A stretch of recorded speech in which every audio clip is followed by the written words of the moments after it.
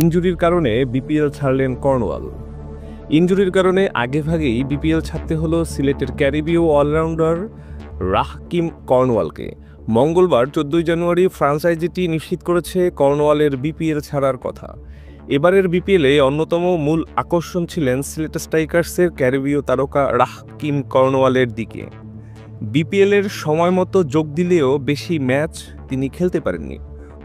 অসুস্থতার কারণে প্রথম ম্যাচে খেলতে পারেননি কর্নওয়াল, দ্বিতীয় ম্যাচেও ছিলেন না একাদশে। তৃতীয় ম্যাচে সুযোগ পেয়ে ব্যাট হাতে করেন 18 রান, বোলিংয়ে শিকার করেন 1 উইকেট। ঢাকার বিপক্ষে 3 উইকেট পেলেও ব্যাট হাতে ছিলেন ব্যর্থ। খুলনার বিপক্ষে নিষ্প্রভ পারফরম্যান্সের পর জায়গা হারান একাদশ থেকে। সিলেটের ফেসবুক পেজে কর্নওয়াল এক ভিডিওতে বাংলাদেশকে বিদায় জানান। সেই ভিডিওতে লেখা ছিল, ক্রিকেট সমর্থকদের জন্য দুঃসংবাদ, ইনজুরির কারণে বিপিএল ছেড়ে যাচ্ছেন রাহকিম কর্নওয়াল। এবারের বিপিএলে সিলেটের দলে তেমন বড় কোনো নাম নেই। পল স্টার্লিং, জর্জ মানসি, রিস টপলিরা থাকলেও কর্নওয়ালকে হারানো বেশ বড় ক্ষতি হলো দলটির জন্য। মেহেদী হাসান অনিম, সার্স, বিডি নিউজ।